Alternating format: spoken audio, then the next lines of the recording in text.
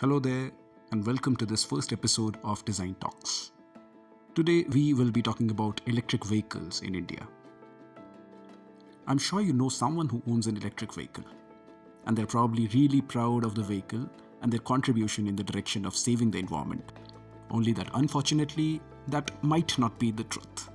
They're probably causing more damage to the environment with their EV than what an internal combustion engine or a petrol or diesel vehicle is doing.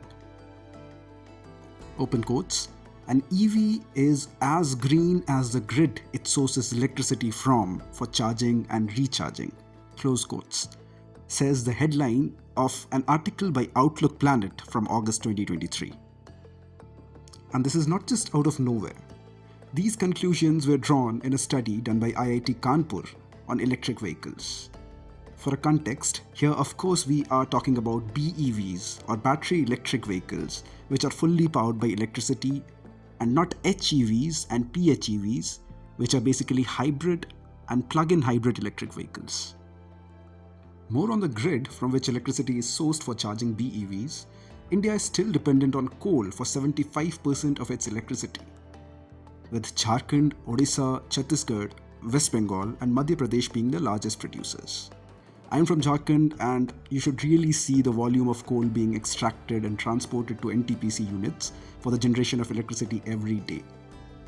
Given the fact that BEVs constitute more than 2/3 of all EVs sold in India, and we are just using one non-renewable resource instead of another to power our vehicles, and feeling proud of it makes the whole situation all the very worse. To add to the ecological impacts, sourcing the raw materials and inputs for EV batteries also involves mining for materials like cobalt, nickel, and lithium, which often comes with high ecological risks.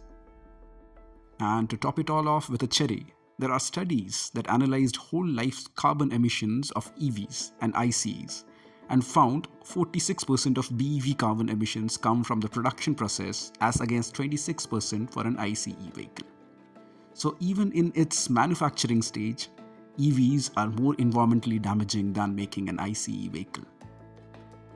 Apart from that, there are several other challenges related to end-of-life disposal and recycling, and non-exhaust emissions where EVs do not shine bright. To conclude, in a country like India, where we are still mostly dependent on non-renewable energy sources for our power, EVs or specifically BEVs probably do not make a lot of sense today. It will be a different story, however, if 10 to 20 years down the line, we are able to source a lot of our power from sunlight, wind, water, and other sources, and find ways of sourcing the raw materials without damaging the mighty Himalayas, maybe. Till then, you can use this vehicle that costs you much lower than an EV, doesn't need any fuel or power to work, has almost negligible running and maintenance and repairability cost, and is perfect for those sub 10 to 15 kilometer commutes that you make. Can you guess the name of this vehicle? Well, that'll be all for today. I'll be back with another interesting topic soon. Till then, stay safe and have fun.